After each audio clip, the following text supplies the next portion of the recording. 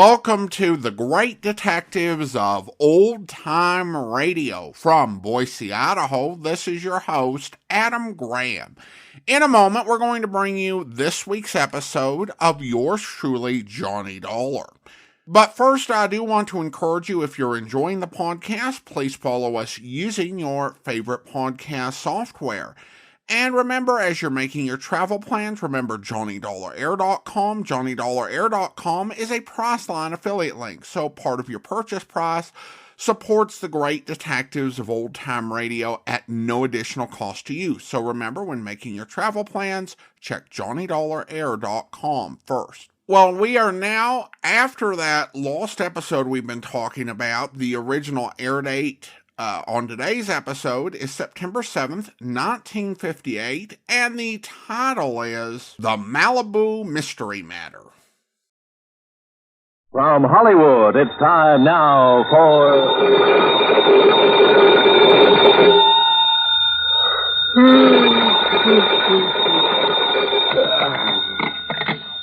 Yeah, Johnny Dollar. This is Peter Hanley at Western Maritime and Property Insurance. Holy, look, do you always start making calls at 4 a.m., Mr. Hanley? I had to phone clear across the country, Mr. Dollar, to find out that you're right here in Los Angeles. Yeah, that's right. The Beverly Hilton out here in Beverly Hills. Good. But I've cleared up the case that brought me here, so as soon as I have breakfast, if they serve it at this unearthly hour, I'll pack up my bags and go back to Hartford. Please don't. Oh, what's up? One of our clients is about to present us with a claim that I think you ought to investigate. As long as you're right here. Yeah, what sort of a claim? For the loss of his yacht. How much of a claim? Between $150,000 and $250,000. Wowee. You know where Malibu Beach is? Yeah, sure, up the coast a few miles. Used to be a famous movie colony, that sort of thing. That's the place. Well, if you can find some means of transportation, I'll meet you at the Malibu Pier. On expense account, Mr. Hanley, I can find anything. Well, now, look here. And on a claim that could run to $250,000, I'm sure you won't be chintzy. Mr. Dollar. I'll see you at the Malibu Pier.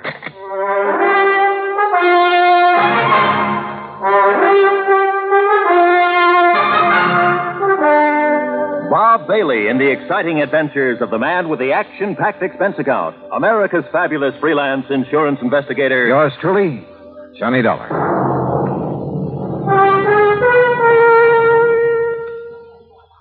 And now, Act One of yours truly, Johnny Dollar.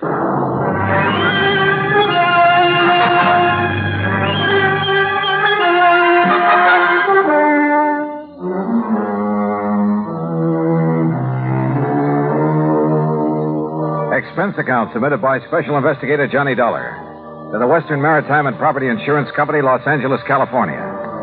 Following is an account of expenses incurred during my investigation of the Malibu Mystery Matter.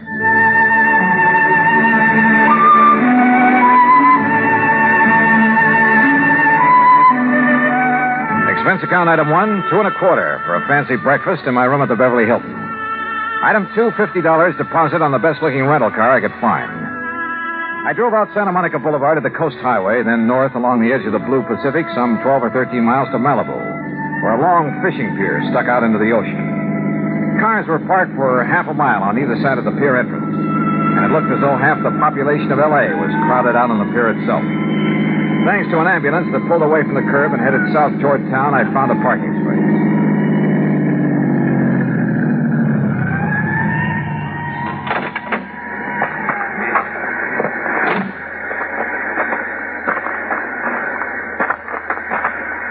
Mr. Dollar? Here. Oh, hi, Mr. Hanley. Come along out on the pier. All right.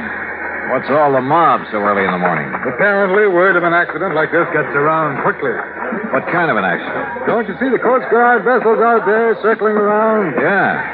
Did this boat you were talking about sink out there? The Tatus, Mr. Dollar, a $150,000 diesel yacht. What happened to her? Apparently, it just blew up. Survivors?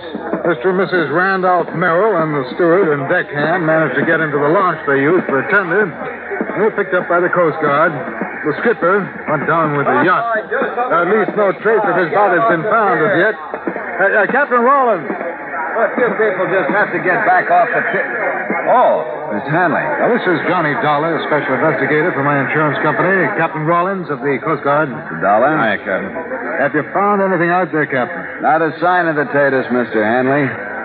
Yeah, it's mighty deep water. And I'm afraid that, like Mr. Merrill and his wife told us, she just blew herself to smithereens. Yeah.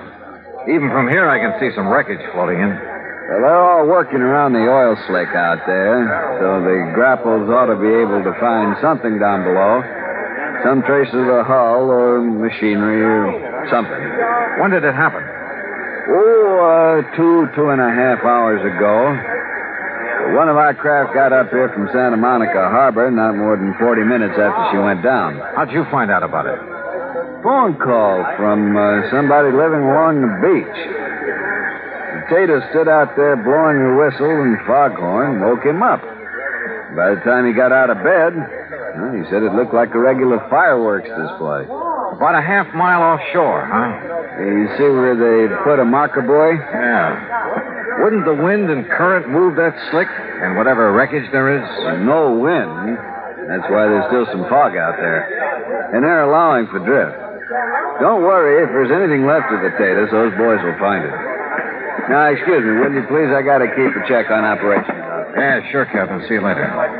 Hanley, you say Mr. and Mrs. Merrill are okay, huh? Yes. If the Coast Guard in Santa Monica are through with them, they're probably back at their home in Westwood. I think I'd like to talk to them. By all means. Though I don't exactly see any particular reason for investigation. Company policy, Mr. Dollar, on any claim over $100,000.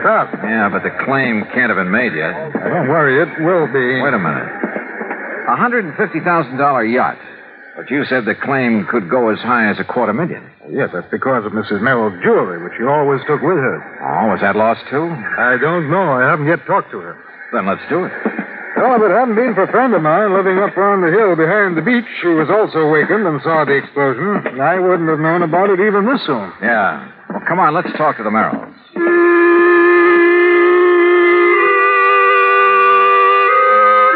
Pete Hanley had his own car, so I tailed him to the Merrill home in Westwood. It was in a nice, but certainly not a fancy section. I'd have thought a man with a $150,000 yacht would live in the snooty Bel Air property, the Brentwood Hills, Pacific Palisades. One of the sections that displayed a little more wealth. However, Mr. Merrill pretty well explained it. And quite frankly, when I had to take such a loss in selling out my plastics business, I decided we'd better retrench a bit. And really, Mr. Dollar, I don't miss that lovely big place we had in Bel Air one bit. After all, they're just the two of us, and we don't do a lot of entertaining. More coffee? No, thanks. As a matter of fact, Dollar, I was thinking of selling the taters for, well, to be frank about it, for purely economic reasons. Oh? Wouldn't it have been pretty hard to get your price for a boat like that? Possibly. Quite frankly, the maintenance on it alone became quite a burden after I lost my business. But no matter. Now the insurance will pay for her. Mr. and Mrs. Merrill, there is one thing that I must find out. Yes, Mr. Hanley. Mrs. Merrill's jewelry. No, thank heavens. No, that's safe. Oh, careful, dear, of the glass top on that table. Oh, I'm sorry. No, you see, Mr. Hanley, the jewels were the first thing I thought of when the engine on the Tatus started making funny sounds and woke me up. Well, I am glad of that. Here they are. All safe and sound in the little casket I keep them in. Oh, look at them, Mr. Dollar. Aren't they beautiful? Yes, very. But now suppose you tell me just what happened out there on the yacht. They said they'd been cruising peacefully up the coast, all hands on board asleep except for the skipper at the wheel. Then the engine started making strange sounds, shaking the whole yacht. The Merrills and the crew jumped out of their beds and rushed on deck. By then, the captain had discovered something wrong with the fuel system, so he ordered them off from the tender while he tried to operate the extinguisher system. Then, barely minutes after they'd cleared her side, came a series of explosions. And that was the last they saw of the Tatus and her captain. As for the Merrills, they were humbly glad they'd been lucky enough to escape. Lucky?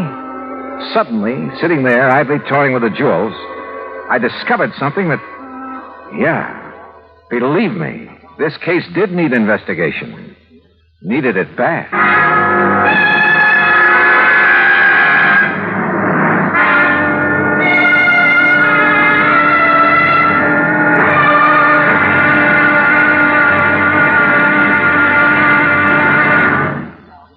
Act Two of yours truly, Johnny Dollar, in a moment. And now for another episode in the life of Sergeant Donald Bellwether, my husband.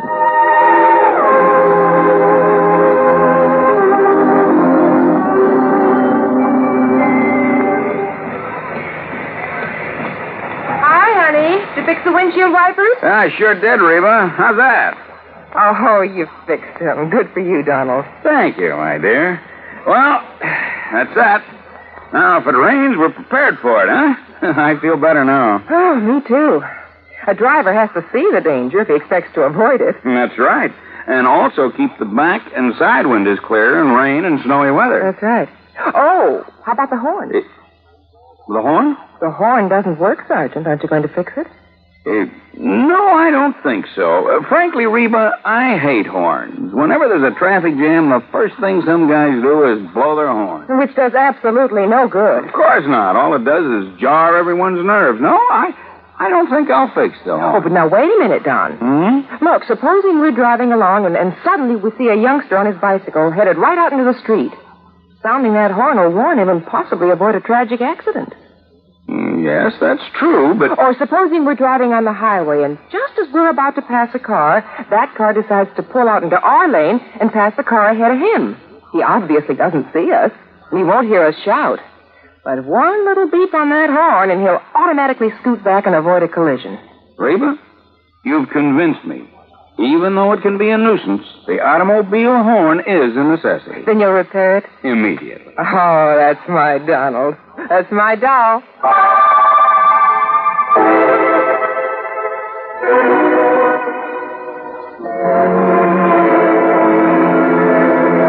And now, Act Two of yours truly, Johnny Dollar, and the Malibu Mystery Matter.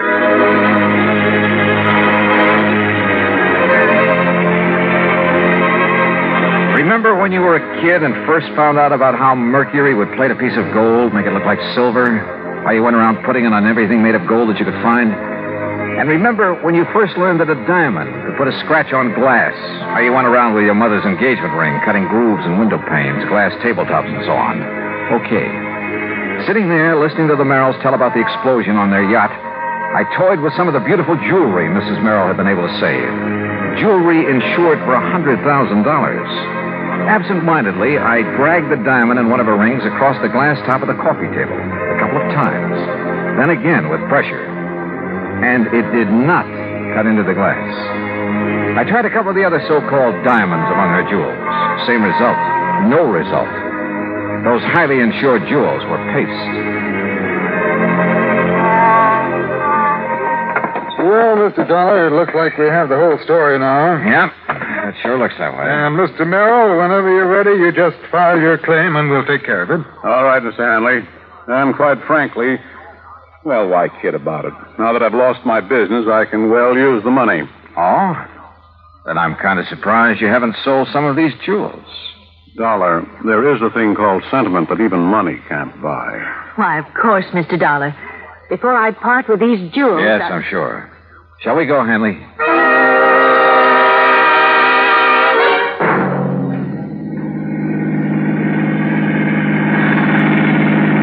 But if you're perfectly satisfied with the Merrill's account of the wreck, why go back to Malibu? Did I say I was perfectly satisfied, Hanley? Look, wouldn't you feel a lot better if that wreck could be located, maybe brought up for examination? Oh, yes, but we're certainly lucky Mrs. Merrill saved that fortune in jewelry. What jewelry? What are you talking about? You saw it yourself. Did I? And it's covered for $100,000. That jewelry that she showed me? Of course. What are you getting at, Dollar? Look, I take it Merrill's business came a cropper, huh? Why, yes, he simply bit off more than he could chew. You know, overestimated his market, overexpanded. Matter of fact, I've been thankful these past couple of years that I didn't fall for his pitch and invest in it. Merrill's quite a promoter, you know. You mean a crook? Well, I didn't say that, no, but his Bel Air estate, where they used to live, his yacht, her jewelry, that sort of thing. They were all to impress the people he got to finance his ventures. A real fast guy was somebody else's buck, huh? Yeah, I guess you could say that about him. So that's why you wanted me to investigate this so-called accident to his yacht. No, not at all. As I told you. What do you mean by so-called? Hanley, you say a friend of yours actually saw the explosion. That's how I learned of it almost as soon as the Coast Guard. But now... And if you know the address, that's where we're going. I told you, he lives up on a hill overlooking Malibu Beach. Only first we're going to stop at the Santa Monica Coast Guard station and pick up a chart or two. Why? Also, if you know a good surveyor, we'll take him along with us. Dollar? Yeah, Hanley? I've got an idea that may save your company a lot of money.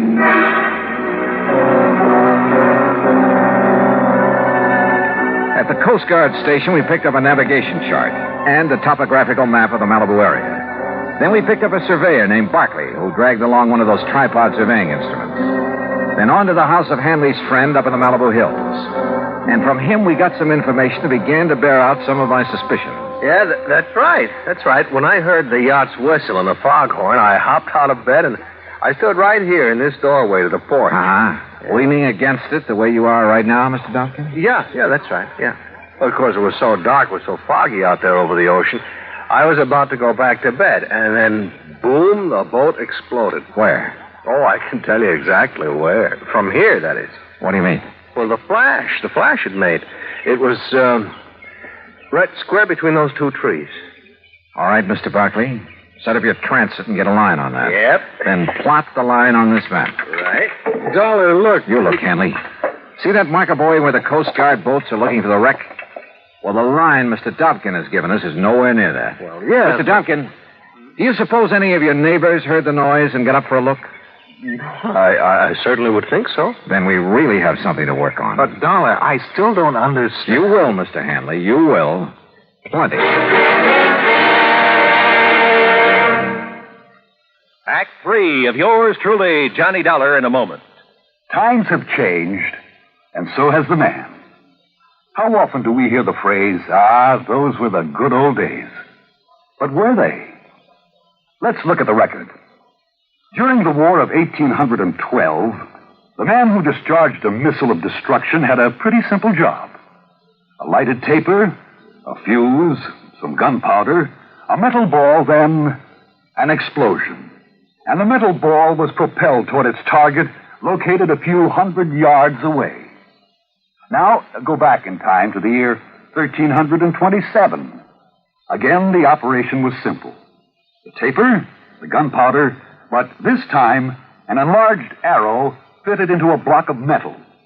A man in mail, a smoky explosion, and the arrow flies a few hundred feet. Now, come up to the present. Seated before a complicated control panel is another man, ready to discharge a missile. He, however, is a far cry from that artilleryman of 1812 or the cannoneer of 1327. This man is a skilled, tutored technician. He knows his job. He pushes a button, and a sleek, slim, pointed missile blasts its way into the heavens. Its trajectory has been predetermined by other men with modern-day technological know-how. The missile lands, not a few hundred feet or yards from its launching site, but 3,000, 4,000, or 5,000 miles away. Quite a difference, isn't it? Yes, times have changed, and so has the man. And now, Act 3 of yours truly, Johnny Dollar, and the Malibu Mystery Matter. Pete Hanley, the insurance man, and Barkley, the surveyor, and I continued our interviews of people living along Malibu Beach who'd seen the yacht explode. Yes, sir. I just rose right up in bed, and I could see straight out my front window. And you saw the actual explosion, Mrs. Gray? I certainly did. Right out through there. Good, thank you. Okay, Mr. Barkley, get a bead on it with your surveying instrument, then plot it on the map. Right you are, Mr. Dollar. That's right, sir. I see the flash right the other side of that big oleander bush out there in the yard. And you were standing right here, Mr. Phillips? Exactly here, yes, sir. Why, it's like it lit up the whole sky. Okay, Mr. Barkley. Right? Why, even through the fog I could see it just as plain as day. I'll say I did. Gee. You see, we was having a little party, and I was just going in the kitchen to make us some scrambled eggs. Yes, well, now, just where... Yeah, how it is. After being up all night and having some drink. Well, where were you standing? When the whistle started and the foghorn, we came out here. Right where you're standing now? And now? all of a sudden, Bluey. Gee, me and my friends, we thought it was the 4th of July all over Mr. again. Barkley, And you gee, what a take over. noise. Yes, sir.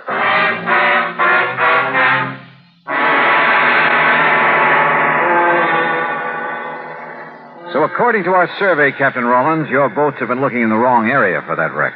Yeah, Mr. Dollar, according to this chart the surveyor made, the Tatus went down right on top of Calico Rocks.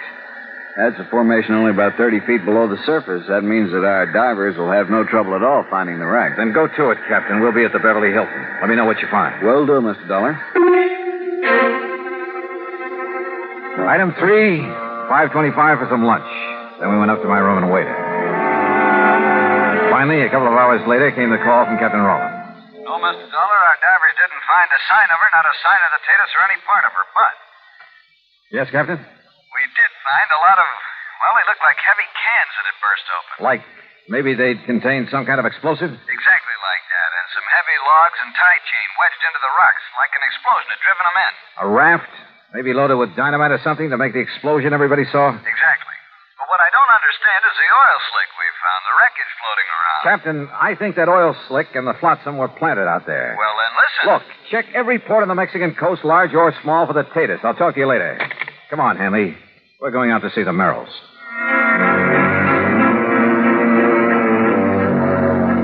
On the way out to Westwood, I wondered. I was satisfied. I was sure. I knew just how Merrill had pulled his little fraud. Little? What's little about a few $100,000? But I needed more than that for the sake of the insurance company who'd have to prosecute.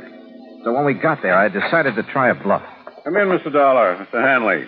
I didn't expect to see you back here so soon. Yes, won't you gentlemen sit down?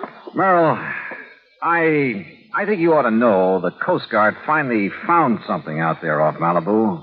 Oh? Yeah. The remains of your skipper on the Tatus. What?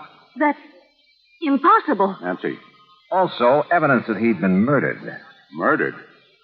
Probably by you, Merrill. No, he's still alive. What? Wait, Nancy. Can you prove it? Yes.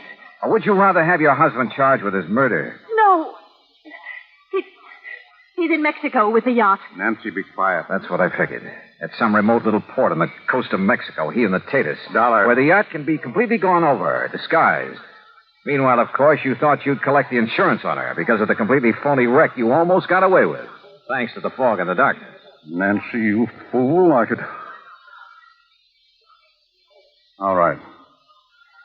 How did you find out, Mr. Dollar?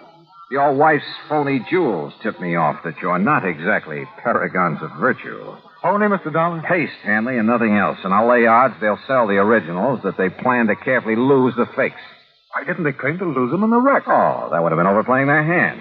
Apparently, having saved those jewels made the wreck look all the more legitimate. But the really clever stunt was dumping oil on the water and some odd bits of wreckage away from the spot where they blew up the raft.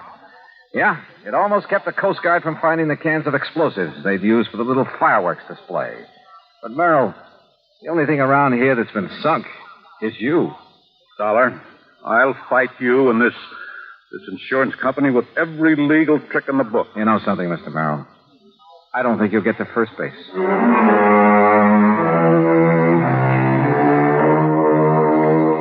Yeah, when a crook tries to pull a fast one on an honest insurance company, well, you'll see what I mean when the courts get through with Merrill and his wife.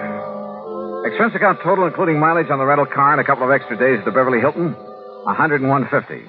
Yours truly, Johnny Dollar.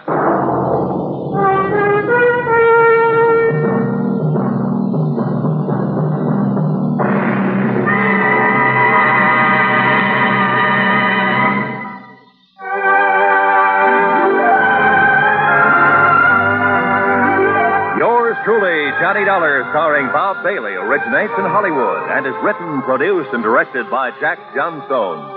Heard in our cast were Paula Winslow, Eleanor Audley, Gene Tatum, Ben Wright, Harry Bartell, Will Wright, Lawrence Dobkin, and Barney Phillips. Be sure to join us next week, same time and station, for another exciting story of yours truly, Johnny Dollar. This is Roy Rowan speaking.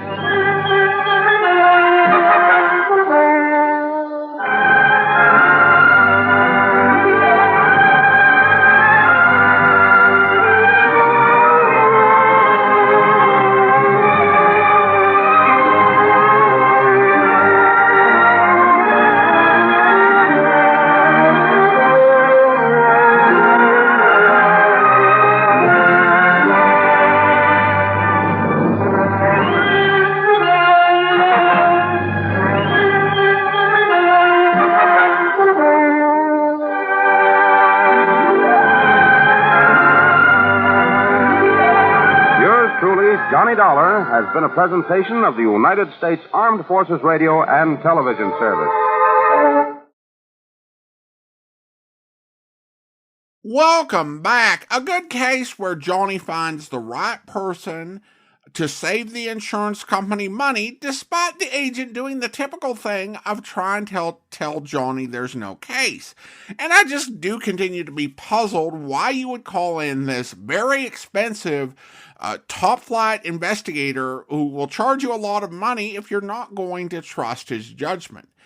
Now, this episode has an interesting feature, and it might be evidence of the challenges that Johnstone faced in trying to establish continuity. At the start of the episode, it mentions that Johnny's last case was in California, and so he was just hanging around. The problem with that is that John Abbott, who wrote the Who is Johnny Dollar matter, actually tracked down the script that aired during that week. And the episode, The Limping Liability Matter, involved Johnny going to New York in a case involving Smokey. Now, I won't go into all the plot, but I will say reading Abbott's synopsis, it sounds like a really good story. In fact, it might be the best Smokey story that there was, so it's a shame that it's missing. But at any rate, that story had Johnny in New York. This episode and the next are in California. And then we have an episode that aired on September 21st, the Johnson payroll matter, where Pat McCracken calls Johnny and tells him he's been working too hard and that Johnny needs to take a vacation to Southern California, which makes little sense given that the last two cases have been in California.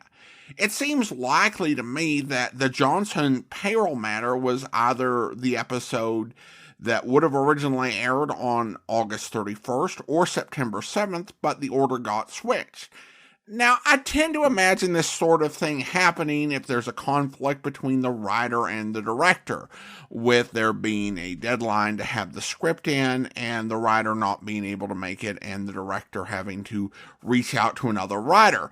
In this case, Johnstone is the director, and he's the one who wrote all the scripts. So let's go ahead and disregard that theory for this particular episode. It may have been a case of something with the network. It also may have been about actor availability. But at any rate, it's time now for listener comments and feedback, and we have a couple comments regarding the Glacier Ghost matter. Over on Instagram, Brains Benton writes, "How fun to hear this lost episode. Hope Johnny got a mess of trout."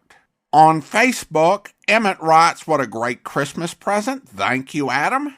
And then I've got an email. "Time to get out your crystal ball. You said there were 3 recently discovered Johnny Dollar episodes. It made me wonder, do you think if AI were to get the Johnny Dollar scripts, voices, tone, and all that makes up Johnny Dollar, that it would be able to recreate all the lost episodes?" Well, that's a tough question. Certainly not with the technology that's available today. In addition, there are some episodes, even during the Hollywood era of Johnny Dollar, for which there are no scripts available. And all of the New York scripts are missing. So unless those were somehow recovered, it couldn't recreate all the lost episodes. And then, even with those that are in existence, there are legal challenges, because those are held by the Paley Center at UCLA after having been relocated from the Thousand Oaks Library, and are subject to copyright in a different way than our scripts. And so there would be some legal wrangling about that, and the Paley Center wouldn't release anything until they were sure that it was legally allowed for them to do so. Now, if AI advances a bit and all those legal hurdles were cleared, could you recreate lost golden age of radio scripts? I suppose. Now, you may be detecting that I'm not the greatest fan of this. And let me be clear that I'm not some, anti-AI person. It has its uses. There are some things that, philosophically, though, I feel really are human endeavors and pursuits. And acting tends to be one of those things. Yeah, I know there's all the rage about AI actors and whatever. Modern Hollywood can do what it would like. But I think the strength of the way the golden age of radio worked is in human interaction and human connection. There's an individual element to it. It's, first of all, in the performer and the choices that they make with their performance. And there are all sorts of choices. On a very basic level, you might start by choosing what type of voice you're going to do. There were several performers during the golden age of radio that had several places they could go beyond just old or young or basic stuff like that. And the words you might emphasize and the way you might deliver a line. And in many programs, it's also a matter of the way the actors relate to each other. And one thing about the golden age of radio that is special is just how much so many of these actors worked with each other. When you think about the Hollywood and New York radio communities, they were relatively small groups of people with so many folks who did thousands and thousands of performances together. And it's something that on that scale we have never seen before, I think, in history, and we will never see again. Where you had this very elite group of maybe 50 to 100 actors on each coast that worked together on so many different programs. We're talking thousands and thousands of performances by so many actors if we were able to get accurate totals as opposed to just what survived. Think about how many programs people like Howard McNear did, or Virginia Gregg. And there is this really unique human element of actors playing off of each other and of performance chemistry between actors, which is such a big part of what made the golden age of radio magical. So, someday, could you create a machine that could imitate the voice of Bob Bailey and Virginia Gregg and program that machine to make choices based on whatever machine logic that it might say? Sure. Are you going to produce something that will seamlessly replicate the experience of listening to the lost episodes? I don't really think so. I think what you would find if you were to create something like that from scratch, it would have kind of an uncanny valley feel if you'd heard the original radio programs for the existing episodes. And I think a lot of people would be like, just not quite able to lay their finger on the exact thing that's missing. But I suspect the human element. So my answer is, yeah, it could happen, but it's not going to happen in a way that'd be satisfactory for me. I think a far more interesting use of AI, and that I'm more optimistic and positive about, is using it for audio editing and clearing up some of the really junky sounding episodes out there. SPURDVAC, the Society to Preserve and Encourage Radio Drama Variety and Comedy, has done some incredible work in this past year to begin to leverage AI tools to clean up the more muffled recordings out there. And again, I think that's where it makes sense to invest the time, energy, and resources. I feel like, and maybe it's just me, but I feel like any efforts along those lines are going to be a lot of work. It's going to be a long time coming, and it is probably not going to be a satisfying result. So that's my take, but I do appreciate the question. And then we have a comment from Dr. Whodunit regarding the Donald Bellwether sketches. Donald and Reba need to have some kids. Every time they are talking, it's always about auto accidents. Well, the thing is that with those two, that if they had kids, the primary motivation would be to have an entire slew of new safety issues to talk about. Although maybe that might not be as big a preoccupation in the late 50s or whenever those particular ads were aired as it would be today. All right, well, now it is time to thank our Patreon supporter of the day. And I want to go ahead and thank Jack, Patreon supporter since November 2019. Currently supporting the podcast at the Detective Sergeant level of $7.14 or more per month. Thanks so much for your support, Jack. And that will do it for today. And that will do it for this year in terms of new episodes. At least on this Great Detectives of Old Time Radio feed. We will have a New Year's Eve episode of The Amazing World of Radio at amazing.greatdetectives.net. And we will have new episodes of the Old Time Radio Snack Wagon till January 5th. And so we will be bringing you encores through Saturday, January 10th. Then on Sunday, January 11th, we'll present the premiere of our Tarzan series on the Great Adventurers of Old Time Radio, and return on January 12th to your typical Great Detectives of Old Time Radio lineup. I want to go ahead and thank everyone so much for listening during a very challenging year we've had in 2025. I appreciate all of your support. And I want to just close by wishing you all a safe and happy and blessed new year. But for now, from Boise, Idaho, this is your host, Adam Graham, signing off.